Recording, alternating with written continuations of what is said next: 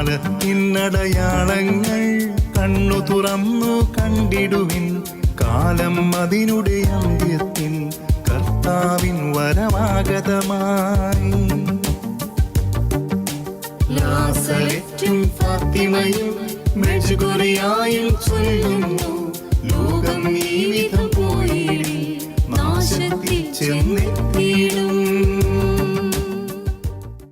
പിതാവിൻ്റെയും പുത്രൻ്റെയും പരിശുദ്ധാത്മാവിൻ്റെയും അത്യുന്നത നാമത്തിന് എന്നേരവും ആരാധനയും സ്തുതിയും പുകഴ്ചയും ഉണ്ടായിരിക്കട്ടെ. പരിശുദ്ധ കന്യകാമറിയത്തിൻ്റെ പ്രിയപ്പെട്ട മക്കളും ഷെക്കീന ടി വിയുടെ സ്നേഹിതരുമായ എൻ്റെ സ്നേഹം നിറഞ്ഞ സഹോദരങ്ങളെ, മറിയം കാലത്തിൻ്റെ അടയാളം എന്ന ഈ ശുശ്രൂഷയിലേക്ക് നിങ്ങളെല്ലാവരെയും ഏറ്റവും സ്നേഹത്തോടെ സ്വാഗതം ചെയ്യുന്നു.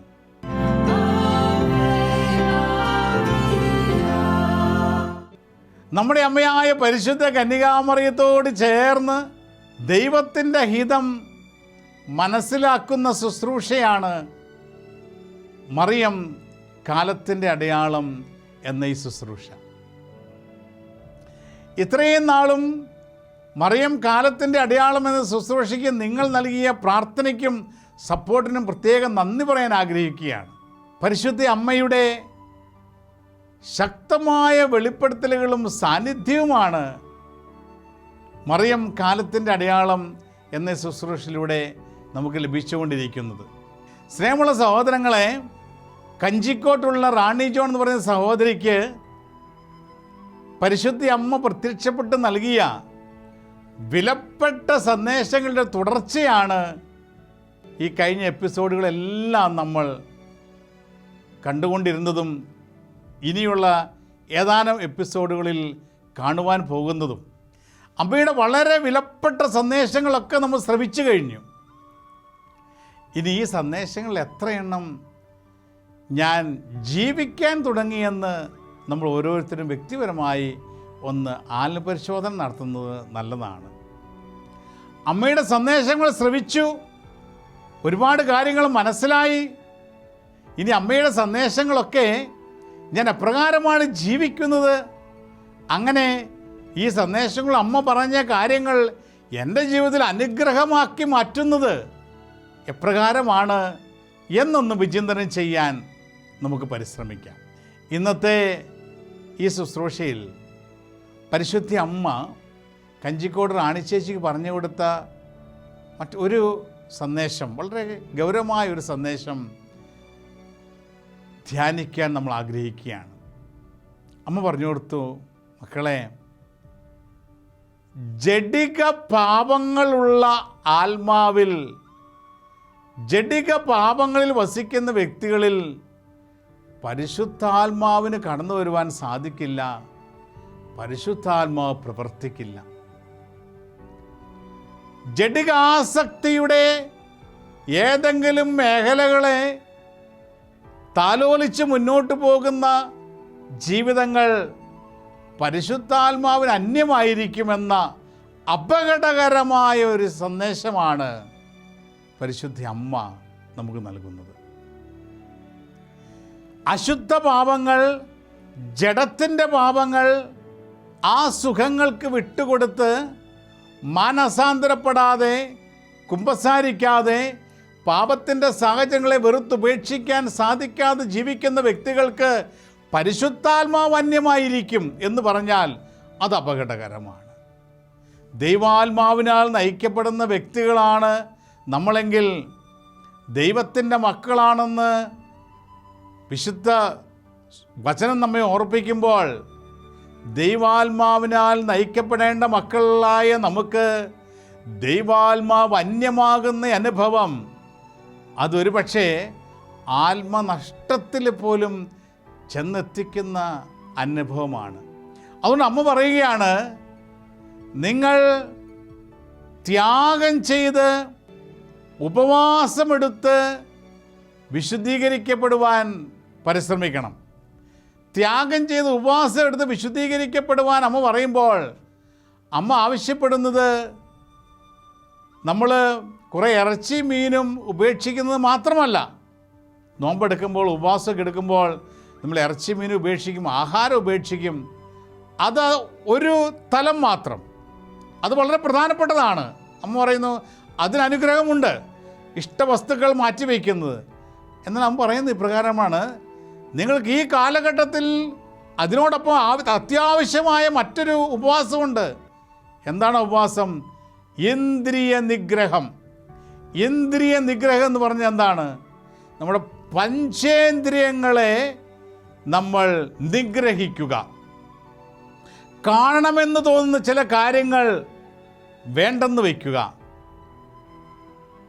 സംസാരിക്കണമെന്ന് തോന്നുമ്പോൾ നാവിനെ നിയന്ത്രിക്കുക. ചിലത് ഭക്ഷിക്കണമെന്ന് തോന്നുമ്പോൾ വേണ്ടെന്ന് വയ്ക്കുക. ഇന്ദ്രിയ നിഗ്രഹം. ഇന്ദ്രിയങ്ങൾ ചില സുഖങ്ങൾക്ക് വേണ്ടി ചോദിക്കുമ്പോൾ, ആഗ്രഹിക്കുമ്പോൾ അതിനെ നിഗ്രഹിക്കുക.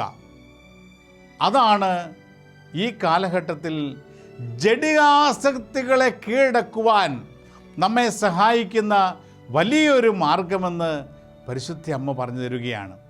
പ്രിയമുള്ള സഹോദരങ്ങളെ, ഇന്ദ്രിയ നിഗ്രഹം. നമ്മുടെ പഞ്ചേന്ദ്രിയങ്ങളാണ് പല കാര്യങ്ങളും ചെയ്യുവാനായിട്ട് നമ്മെ പ്രേരിപ്പിക്കുന്നത്. ഈ പഞ്ചേന്ദ്രിയങ്ങളെ നമ്മൾ നിയന്ത്രിച്ച് കഴിയുമ്പോൾ, ഇത് ചോദിക്കുന്ന കാര്യങ്ങൾ കൊടുക്കാതിരിക്കുമ്പോൾ നമ്മൾ ഇന്ദ്രിയ നിഗ്രഹണം നടത്തുകയാണ്. ഇന്ദ്രിയ നിഗ്രഹം നടത്തുക എളുപ്പമല്ല.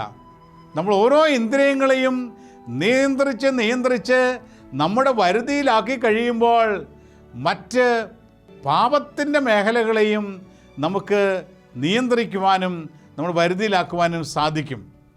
അതുകൊണ്ട് ഭക്ഷണം ഉപേക്ഷിക്കുന്നത് മാത്രമല്ല ഉപവാസം, മറിച്ച് മനുഷ്യൻ്റെ ആഗ്രഹങ്ങൾ, മനുഷ്യൻ്റെ ഇന്ദ്രിയങ്ങൾ ഇവയെയും നിഗ്രഹിച്ചുകൊണ്ട് ഉപവസിക്കുമ്പോഴാണ് യഥാർത്ഥമായ ഒരു അനുഗ്രഹത്തിലേക്ക്, അഭിഷേകത്തിലേക്ക് കടന്നു വരുവാൻ സാധിക്കുന്നതെന്ന് നാം മനസ്സിലാക്കുകയാണ്.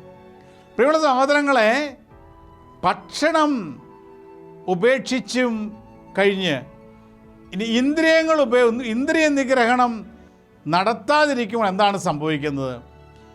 ചില ആത്മീയ ഗുരുക്കന്മാർ പറഞ്ഞിരുന്ന ഇപ്രകാരമാണ്, നമ്മൾ AC റൂമിൽ കഴിയുന്നവർക്ക് ഇതിനെ അറിയാൻ പറ്റും. AC ഓണാക്കിയിട്ട് ജനലും കതകുമെല്ലാം തുറന്നിട്ടാൽ എന്താണ് പ്രയോജനം?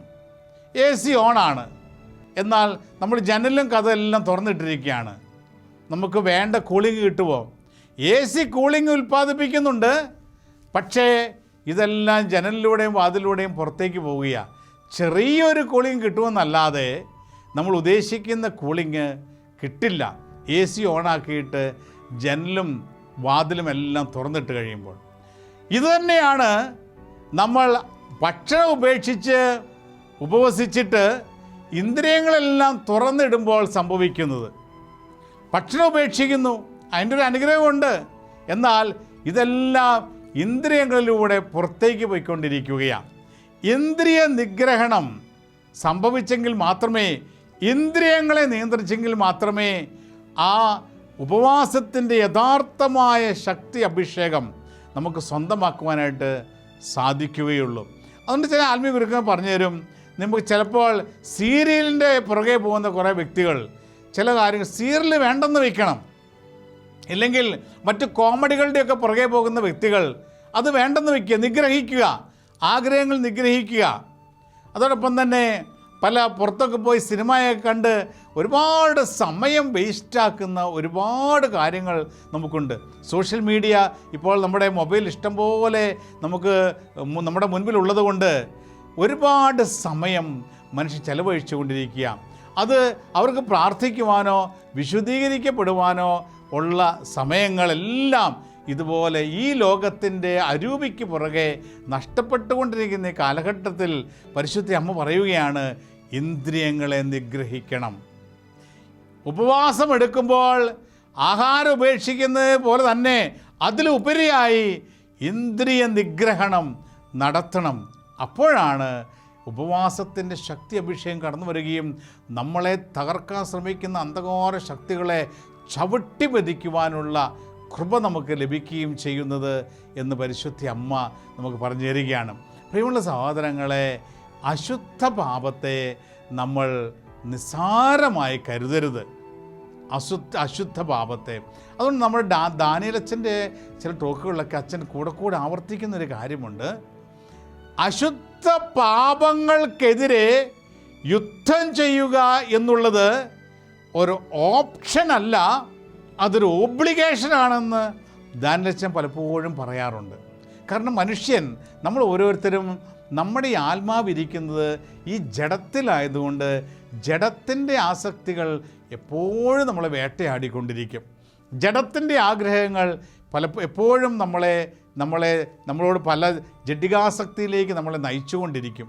അപ്പോൾ അതുകൊണ്ടാണ് നമ്മളെ തന്നെ പരിത്യാഗത്തിലൂടെ, ഉപവാസത്തിലൂടെ, ഇന്ദ്രിയ നിഗ്രഹത്തിലൂടെയൊക്കെ നമ്മളെ തന്നെ നിയന്ത്രിക്കുന്നത്, ജഡത്തെ നിയന്ത്രിച്ച് കഴിയുമ്പോൾ ഇവൻ ആഗ്രഹിക്കുന്ന കാര്യങ്ങൾ കൊടുക്കാതിരിക്കുമ്പോൾ പിന്നെ ഇവൻ പതുക്കെ ശാന്തനാകുവാൻ തുടങ്ങും. പ്രിയമുള്ള സഹോദരങ്ങളെ, ജഡം ആഗ്രഹിക്കുന്ന ജഡികാസക്തിക്ക് നമ്മൾ വിട്ടുകൊടുത്ത് എന്തെങ്കിലുമൊക്കെ ആയിക്കോട്ടെ, അവൻ ചോദിക്കുമ്പോൾ ജഡികാസക്തിക്ക് വിട്ടുകൊടുക്കുമ്പോൾ ചിലപ്പോൾ ആളുകൾ ചിന്തിക്കും, ഇന്ന് കൊണ്ട് നിർത്തിയേക്കാം, ഇല്ല നാളെ കൊണ്ട് നിർത്തിയേക്കാം, ഒരു പ്രാവശ്യം കൊണ്ട് ചെയ്തങ്ങ് നിർത്തിയേക്കാം. സാധിക്കില്ല. നമ്മുടെ ജഡത്തിൻ്റെ അതിൻ്റെ രീതി പ്രകാരമാണ്. ജഡം ചോദിക്കുന്ന, ശരീരം ആഗ്രഹിക്കുന്ന കാര്യങ്ങളൊക്കെ നമ്മൾ എത്രമാത്രം ശരീരത്തെ തൃപ്തിപ്പെടുത്തുവാൻ പരിശ്രമിച്ചാലും അത് തൃപ്തിയാകില്ല. ശരീരം കൂടുതൽ കാര്യങ്ങൾക്ക് വേണ്ടി ചോദിച്ചുകൊണ്ടേയിരിക്കും. ശരീരം കൂടുതൽ കാര്യങ്ങൾ ക്രൈവ് ചെയ്തുകൊണ്ടിരിക്കും. അതുകൊണ്ട് നമുക്ക് വിശുദ്ധ ജീവിതം നയിക്കണമെങ്കിൽ, ജഡത്തിൻ്റെ ആസക്തികളെ തൃപ്തിപ്പെടുത്തണമെങ്കിൽ ജഡം ചോദിക്കുന്നതിനെ നിഗ്രഹിക്കുക, നമ്മൾ അതിനെ നിയന്ത്രിക്കുക, ചോദിക്കുമ്പോൾ കൊടുക്കാതിരിക്കുക, നമ്മളെ തന്നെ നിയന്ത്രിച്ച് മാറി നിൽക്കുക. അങ്ങനെ നമ്മളെ തന്നെ ശരീരം ആഗ്രഹിക്കുന്ന കാര്യങ്ങളിൽ നിന്ന് നമ്മൾ മാറി നിൽക്കുമ്പോൾ, അത് കൊടുക്കാതിരിക്കുമ്പോൾ, ശരീരത്തെ പട്ടിണിക്കിടുക എന്ന് പറയുന്നത് ഞാൻ ഉദ്ദേശിക്കുന്ന ഇന്ദ്രിയ നിഗ്രഹമാണ്. ചെയ്യുമ്പോൾ അത് ക്രൈവ് ചെയ്യുന്ന കൊടുക്കാതിരിക്കുമ്പോൾ നമുക്ക് ഈ ശരീരത്തെ കീഴ്പ്പെടുത്താനായിട്ട് സാധിക്കും. അങ്ങനെ ശരീരത്തെ കീഴ്പ്പെടുത്തി കഴിയുമ്പോൾ ജഡത്തിൻ്റെ ആസക്തികളിൽ നിന്ന് നമുക്ക് പൂർണ്ണമായി വിടുതൽ പ്രാപിക്കുവാനായിട്ട് സാധിക്കും. അതാണ് പരിശുദ്ധ അമ്മ നമ്മോട് ആവശ്യപ്പെടുന്നത്. ജഡികാസക്തിയുള്ള വ്യക്തികളിൽ പരിശുദ്ധാത്മാവിന് പ്രവർത്തിക്കുവാൻ സാധിക്കില്ല എന്നും, ഇന്ദ്രിയ നിഗ്രഹത്തിലൂടെ ജഡത്തെ കീഴടക്കിക്കൊണ്ട് പരിശുദ്ധാത്മാവൻ നമ്മുടെ ശരീരത്തെ, ഈ ജഡത്തെ സമർപ്പിക്കുമ്പോൾ ആത്മാവ് നമ്മളെ പുതിയ സൃഷ്ടികളാക്കി മാറ്റുമെന്നും പരിശുദ്ധ അമ്മ പറഞ്ഞു തരികയാണ്. ഇത് പരിശുദ്ധ അമ്മ പറയുന്നതിന് ഒരു വചനാടിസ്ഥാനമുണ്ട്. എസെക്കിയേൽ പ്രവാചകന്റെ പുസ്തകത്തിൻ്റെ 36-ാം അധ്യായത്തിൽ നമ്മൾ കാണുന്നുണ്ടല്ലോ. അത് ഞാൻ നിങ്ങളിൽ നിന്ന് ശിലാഹൃദയം എടുത്തു മാറ്റും, ഒരു മാംസല ഹൃദയം ഞാൻ നിങ്ങൾക്ക് നൽകും. അശുദ്ധിയുടെ, പാപത്തിൻ്റെ ആസക്തികളുടെ ആ ഹൃദയം എടുത്തു മാറ്റി ഒരു മാംസല ഹൃദയം, വിശുദ്ധിയുടെ, എളിമയുടെ, ദൈവസ്നേഹത്തിൻ്റെ ഒരു മാംസല ഹൃദയം ഞാൻ നിങ്ങൾക്ക് തരും. ഞാൻ എൻ്റെ ആത്മാവിനെ നിങ്ങളിൽ നിവേശിപ്പിക്കും. നിങ്ങളുടെ ജഡത്തിലേക്ക് എൻ്റെ ആത്മാവിനെ ഞാൻ നിവേശിപ്പിക്കും. പരിശുദ്ധാത്മാവ് വന്നു കഴിയുമ്പോൾ നമ്മുടെ ശരീരം പുനഃസൃഷ്ടിക്കപ്പെടുകയാണ്. ജഡത്തിൻ്റെ ആസക്തികളെ കത്തിച്ച് ചമ്പലാക്കുകയാണ്. അതിന് നമ്മളെ തന്നെ പരിശുദ്ധാത്മാവിന് സമർപ്പിക്കണം. അതുകൊണ്ടാണ് സഹോദരങ്ങളെ, കൊറിന്തോസിൻ്റെ 1-ാം ലേഖനം 1 കൊറിന്തോസിൻ്റെ 9-ാം അധ്യായത്തിൽ 27-ാം തിരുലിഖിതത്തിൽ ദൈവത്തിൻ്റെ പരിശുദ്ധാത്മാവ് ഇബ്രാഹിം എഴുതി വച്ചിരിക്കുന്നത്, മറ്റുള്ളവരോട് സുവിശേഷം പ്രസംഗിച്ച് ഞാൻ തിരസ്കൃതരാകാതിരിക്കുവാൻ എൻ്റെ ശരീരത്തെ കർശനമായി നിയന്ത്രിച്ച് കീഴടക്കുന്നു. ഇതാണ് ഇന്ദ്രിയ നിഗ്രഹം. പരിശുദ്ധ അമ്മ ആവശ്യപ്പെടുന്നത് ഇതാണ്. നമ്മൾ മറ്റുള്ളവരോട് സുവിശേഷം പ്രസംഗിക്കുന്നവരാ, മറ്റുള്ളവരെ ഉപദേശിക്കുന്നവരാ.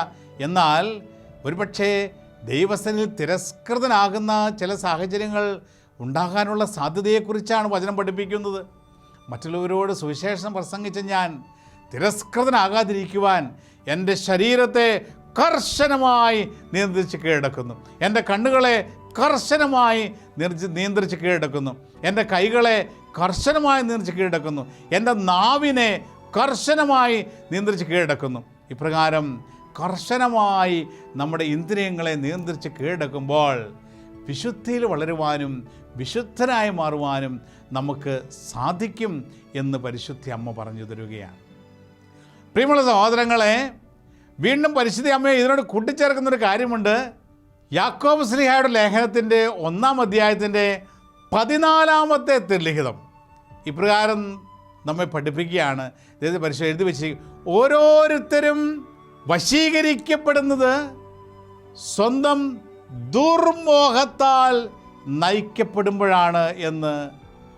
ദുർമോഹമാണ് എല്ലാത്തിനെയും നശിപ്പിക്കുന്നത്. ദുർമോഹമാണ്, ചിന്തയിലാണ് സാത്താൻ കയറി പ്രവർത്തിക്കുന്നത്. നമ്മൾ പരിശുദ്ധ പറയുകയാണ്, ദുർമോഹം താൽ വശീകരിക്കപ്പെട്ട് കഴിയുമ്പോഴാണ് നമ്മൾ പാപത്തിലേക്ക് ചെന്നെത്തപ്പെടുന്നത്.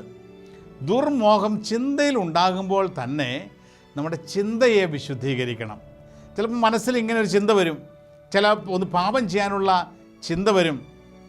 ആ ചിന്ത കടന്നു വരുമ്പോൾ തന്നെ ഈശോയെ നിൻ്റെ തിരുരക്തത്താൽ ഈ ചിന്തയെ കഴുകിക്കളയണമേ എന്ന് പറഞ്ഞ് നമ്മൾ പ്രാർത്ഥിക്കണം. ഈശോയുടെ രക്തം കൊണ്ടാണ് ഇപ്രകാരമുള്ള പ്രലോഭനങ്ങളെ കഴുകിക്കളയാൻ നമുക്ക് സാധിക്കുക, തകർത്ത് കളയാൻ സാധിക്കുന്നത്. അതുകൊണ്ട് ചിന്തയിൽ ആണ് ആദ്യം പാപം ഉടലെടുക്കുന്നത്.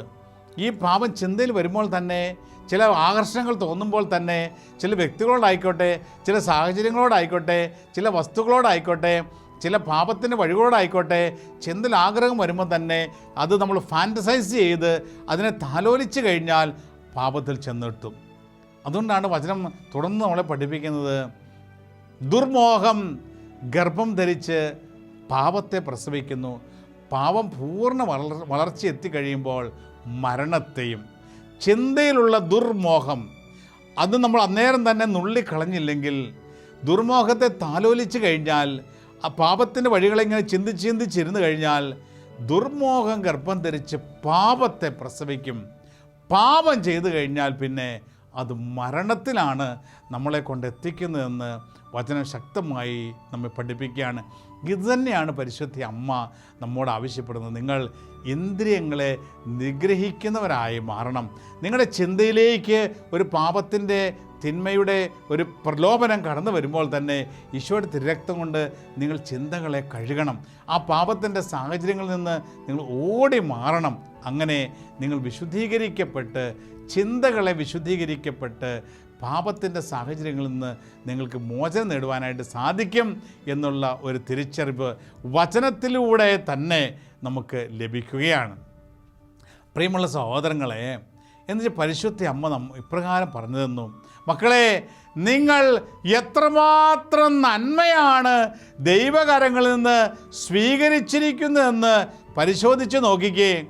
നിങ്ങൾ വ്യക്തിപരമായി എത്രമാത്രം നന്മ ദൈവകരങ്ങളിൽ സ്വീകരിച്ചിട്ടുണ്ടെന്ന് നോക്കിക്കേ. നിങ്ങൾ കാണാൻ സാധിക്കുന്നുണ്ടോ? എത്ര ആളുകളാണ് അന്ധരായി ഈ ലോകത്ത് കഴിയുന്നത്? സംസാരിക്കാൻ സാധിക്കുന്നുണ്ടോ?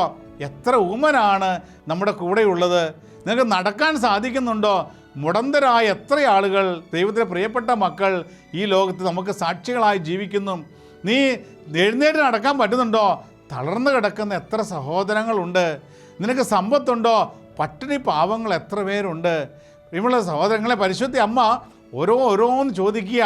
നിനക്ക് ശ്വസിക്കാൻ സാധിക്കുന്നുണ്ടോ? ശ്വാസം മുട്ടലുള്ള എത്ര വ്യക്തികളുണ്ട്. ഇങ്ങനെ അമ്മ ഓരോന്ന് എടുത്ത് ചോദിച്ച് പറയുകയാണ്, കുഞ്ഞെ, ഇതെല്ലാം, ഈ നന്മകളെല്ലാം നീ ദൈവകരങ്ങളിൽ നിന്ന് സ്വീകരിച്ചിരിക്കുന്നതല്ലേ? നിൻ്റെ സൗന്ദര്യം ദൈവകരങ്ങളിൽ നിന്ന് സ്വീകരിച്ച ഇതല്ലേ? നിൻ്റെ കണ്ണുകൾ ദൈവകരങ്ങളിൽ നിന്ന് സ്വീകരിച്ച നന്മയല്ലേ? നിൻ്റെ നാവ്, നിൻ്റെ കാതുകൾ ദൈവകരങ്ങളിൽ നിന്ന് സ്വീകരിച്ച നന്മയല്ലേ? എന്നിട്ട് അമ്മ പറയുന്നൊരു കാര്യമുണ്ട്. ദൈവത്തെ ഏറ്റവും കൂടുതൽ വേദനിപ്പിക്കുന്നത് ദൈവകരങ്ങളിൽ നിന്ന് നന്മ സ്വീകരിച്ച മനുഷ്യൻ ദൈവം നൽകിയ അനുഗ്രഹങ്ങൾ ദൈവത്തെ വേദനിപ്പിക്കുവാനും തിന്മയെ സന്തോഷിപ്പിക്കുവാനും പാപത്തിൽ ചിലവഴിക്കുന്നുവെന്ന്. ദൈവകരങ്ങളിൽ നിന്ന് സ്വീകരിച്ച അനുഗ്രഹങ്ങൾ ദൈവത്തെ വേദനിപ്പിക്കുന്നതിന് വേണ്ടി, തിന്മയെ പ്രസാദിപ്പിക്കുന്നതിന് വേണ്ടി മനുഷ്യൻ ഉപയോഗിക്കുമ്പോൾ ദൈവത്തിൻ്റെ ഹൃദയം വേദനിക്കുകയാണ്. പ്രഭാഷകൻ്റെ പുസ്തകം 31-ാം അധ്യായത്തിൻ്റെ 10-ാം തിരുലിഖിതം. പാപം ചെയ്യുവാൻ കഴിവുണ്ടായിട്ട് അത് ചെയ്യാത്തവനായി ആരുണ്ട്? തിന്മ പ്രവർത്തിക്കുവാൻ സാധ്യതയുണ്ടായിട്ട് അത് പ്രവർത്തിക്കാത്തവരായി ആരുണ്ട്? അവരുടെ ഐശ്വര്യം സ്ഥിരമായിരിക്കും എന്ന് വചനം പഠിപ്പിക്കുകയാണ്. എന്താണ്? പാപം ചെയ്യുവാൻ കഴിവുണ്ടായിട്ട് അത് ചെയ്യാത്തവനായി ആരുണ്ട്? പാപം ചെയ്യാനുള്ള കഴിവുണ്ട്, ആരോഗ്യമുണ്ട്, സൗന്ദര്യമുണ്ട്, സമ്പത്തുണ്ട്, കാറുണ്ട്, എവിടെയെങ്കിലുമൊക്കെ പോകേണ്ടവിടത്തൊക്കെ പോകാൻ സാധിക്കും. ഇതെല്ലാം ദൈവം നൽകുകയാണ്. കഴിവുണ്ട്. പഠിപ്പിക്കും, നിനക്ക് പാപം ചെയ്യാനുള്ള കഴിവുണ്ട്. എന്നാൽ ആ കഴിവിനെ ആര് നൽകിയതാണെന്ന് തിരിച്ചറിയണം. അത് ദൈവത്തിൻ്റെ കരങ്ങളിൽ നിന്ന് നീ സ്വീകരിച്ച നന്മയാണ്. ദൈവം നൽകിയ കഴിവിന് പാപത്തിന് വിട്ടുകൊടുക്കരുത്. അതാണ് വചനം പഠിപ്പിക്കുക. പാപം ചെയ്യാൻ കഴിവുണ്ട്, എന്നാൽ അത് ചെയ്യാത്തവനായി നിങ്ങളിൽ ആരുണ്ട്? തിന്മ പ്രവർത്തിക്കാൻ എല്ലാ സാധ്യതയും നിനക്കുണ്ട്, നിനക്ക് അതിനുള്ള ആരോഗ്യമുണ്ട്, നിനക്ക് എല്ലാ സാഹചര്യങ്ങളുമുണ്ട്. എന്നാൽ ആ തിന്മ പ്രവർത്തിക്കാത്തവരായി നിങ്ങളിൽ ആരുണ്ട്? അവരുടെ ഐശ്വര്യം സ്ഥിരമായിരിക്കും എന്ന് പരിശുദ്ധാത്മാവ് പ്രഭാഷക പുസ്തകത്തിൽ പഠിപ്പിക്കുമ്പോൾ പരിശുദ്ധ അമ്മയുടെ ഈ സന്ദേശം എത്രമാത്രം വിലപ്പെട്ടതാണെന്ന് നമ്മൾ തിരിച്ചറിയുകയാണ്. നമുക്ക് ലഭിച്ചിരിക്കുന്ന എല്ലാ അനുഗ്രഹങ്ങളും അത് ദൈവകരങ്ങളിൽ സ്വീകരിച്ച നന്മയാണെന്ന് തിരിച്ചറിഞ്ഞുകൊണ്ട് അത് പാപത്തിന് വേണ്ടി ചിലവഴിക്കരുത്, അങ്ങനെ ദൈവത്തെ വേദനിപ്പിക്കരുത് എന്നും പറയുക. അതോടുകൂടെ പരിശുദ്ധ അമ്മ കൂട്ടിച്ചേർത്ത മറ്റൊരു കാര്യമുണ്ട് മക്കളെ. ദൈവകരങ്ങളിൽ നിന്ന് നമ്മൾ ഒരുപാട് അനുഗ്രഹങ്ങൾ സ്വീകരിച്ച് നമ്മൾ ഈ ലോകത്ത് ആഘോഷമാക്കി മാറ്റുന്നു. ബർത്ത്ഡേ പാർട്ടികളും ഒരുപാട് ഈ ലോകത്തിൻ്റെ ആഘോഷങ്ങൾ, ദൈവകരങ്ങൾ സ്വീകരിച്ച നന്മകൾ ആഘോഷമാക്കി മാറ്റുന്നു. നമ്മൾ ചോദിക്കുന്ന ഇപ്രകാരമാണ്, നീ അത് പ്രഘോഷണമാക്കി മാറ്റുന്നുണ്ടോ? ഈ ലോകത്തിൻ്റെ അരൂപിയിലൂടെ നീ മുന്നോട്ട് പോകുമ്പോൾ, ദൈവകരങ്ങളിൽ നിന്ന് ഇത്രമാത്രം അനുഗ്രഹങ്ങൾ നീ സ്വീകരിക്കുമ്പോൾ, ഈ ലോകത്തിൻ്റെ അരൂപിക്ക് പുറകെ പോയി കൂട്ടുകാരോടൊത്ത്, നാട്ടുകാരോടൊത്ത്, വീട്ടുകാരോടൊത്ത് നീ ആഘോഷിച്ചുല്ലസിക്കുമ്പോൾ, ദൈവം നൽകിയ അനുഗ്രഹങ്ങളെ ദൈവത്തെ പ്രഘോഷിക്കുവാൻ നീ ഉപയോഗിക്കുന്നുണ്ടോ? നീ സന്മനസ് കാണിക്കുന്നുണ്ടോ? നീ താല്പര്യം കാണിക്കുന്നുണ്ടോ? നീ ചെയ്യുന്നുണ്ടോ എന്ന് പരിശുദ്ധ അമ്മ ചോദിക്കുക. നമ്മൾ ഓരോരുത്തരും ചോദിക്കുന്ന ചോദ്യമാണ് സഹോദരങ്ങളെ. ദൈവകരങ്ങളിൽ നിന്ന് നന്മ സ്വീകരിച്ച നമ്മൾ ഈ നന്മയുമൊക്കെ ഈ ലോകത്തിൻ്റെ സുഖങ്ങൾക്ക് പുറകെ അത് ആഘോഷിക്കുവാനായി ഓടി നടക്കുന്ന ഒരു വ്യക്തിയാണോ ഞാൻ, നീ? അതോ ദൈവകരങ്ങളിൽ സ്വീകരിച്ച നന്മകളെ ദൈവത്തെ പ്രഘോഷിക്കുവാനായി, ജീവിതത്തിലൂടെ ദൈവത്തെ മഹത്വപ്പെടുത്തുവാനായി, മറ്റുള്ളവരുടെ മുൻപിൽ ദൈവമുണ്ട് എന്ന് നിൻ്റെ ജീവിതത്തിലൂടെ കാണിച്ചു കൊടുക്കുന്ന, ദൈവത്തെ പ്രഘോഷിക്കുന്ന വ്യക്തിയായി മാറുവാൻ നീ സമയം കണ്ടെത്തുന്നുണ്ടോ എന്നൊരു ചോദ്യമാണ് പരിശുദ്ധ അമ്മ നമ്മളെല്ലാവരോടും ചോദിക്കുന്നത്. പ്രിയമുള്ള സഹോദരങ്ങളെ, വളരെ വിലപ്പെട്ട ഒരു സന്ദേശമാണ് അമ്മയിൽ നിന്ന് നമ്മൾ ഇന്ന് സ്വീകരിച്ചു കൊണ്ടിരിക്കുക. അതുകൊണ്ട് നമ്മൾ വലിയൊരു ഉത്തരവാദിത്വമാണ് നമ്മുടെ കരങ്ങളിൽ ദൈവം ഏൽപ്പിച്ചിരിക്കുന്നത്. അതുകൊണ്ടല്ല വചനം നമ്മെ പഠിപ്പിക്കുന്നത്, കൂടുതൽ നൽകിയവനിൽ നിന്ന് കൂടുതൽ ആവശ്യപ്പെടും. നമ്മളൊക്കെ കൂടുതൽ ലഭിച്ചിരിക്കുന്നവരല്ലേ? കൂടുതൽ നൽകിയവനിൽ നിന്ന് കൂടുതൽ ആവശ്യപ്പെടും. കൂടുതൽ അനുഗ്രഹം ലഭിച്ച വ്യക്തികൾ ആ അനുഗ്രഹങ്ങൾ ദൈവത്തെ കൂടുതൽ മഹത്വപ്പെടുത്തുവാൻ ഉപയോഗിക്കുവാനാണ് ദൈവം ആഗ്രഹിക്കുന്നത്. കൂടുതൽ നൽകിയവനിൽ നിന്ന് കൂടുതൽ ആവശ്യപ്പെടും. കൂടുതൽ കിട്ടിയവർ കൂടുതൽ കൊടുക്കേണ്ടിയിരിക്കുന്നു. ദൈവസ്ഥനിൽ കണക്ക് കൊടുക്കുമ്പോൾ പ്രിയമുള്ള സഹോദരങ്ങളെ, നമുക്ക് ലഭിച്ച അനുഗ്രഹങ്ങളുടെ തോത് പരിശുദ്ധ അമ്മ ഇടയ്ക്ക് പറഞ്ഞ ഒരു സന്ദേശം പറഞ്ഞ് ഓർക്കുകയാണ്. നീ ഒരു അന്ധനായിരുന്നുവെങ്കിൽ, നീ ഒരു സംസാരിക്കാൻ സാധിക്കാത്തൊരു വ്യക്തിയായിരുന്നുവെങ്കിൽ, നീ ഒരു മുടന്തനായിരുന്നുവെങ്കിൽ, നീ ഒരു അംഗവൈകല്യമുള്ള ഒരു വ്യക്തിയായിരുന്നുവെങ്കിൽ നിൻ്റെ പാപം ഇത്രമാത്രം വലുതാകില്ലായിരുന്നു എന്നമ്മ പറയുന്നത് ഓർക്കുകയാണ്. നിൻ്റെ പാപം ഇത്രമാത്രം വലുത്, കാരണം നിൻ്റെ ബലഹീനതകൾ നിന്നെ പല പാപസാഹചര്യങ്ങളിലും എത്തുന്നതിൽ നിന്ന് നിന്നെ രക്ഷിച്ചിട്ടുണ്ട്. അന്ധനായ ഒരു വ്യക്തി മറ്റ് കണ്ണുള്ളവർ ഓടി നടന്ന് പാപം ചെയ്യുന്ന പോലെ ആ പാപം ചെയ്യാൻ അദ്ദേഹത്തിന് സാധിക്കില്ല. മുടന്തനായൊരു വ്യക്തി, ഇല്ലെങ്കിൽ മറ്റെന്തെങ്കിലും ഒരു അംഗവൈകല്യമുള്ള വ്യക്തി, ഇവരൊക്കെ സാഹചര്യങ്ങളിൽ നിന്ന് ദൈവം സംരക്ഷിക്കുന്ന ദൈവത്തിൻ്റെ പ്രിയപ്പെട്ടവരാണ് എന്ന് അമ്മ പറഞ്ഞത് ഞാൻ ഓർക്കുകയാണ്.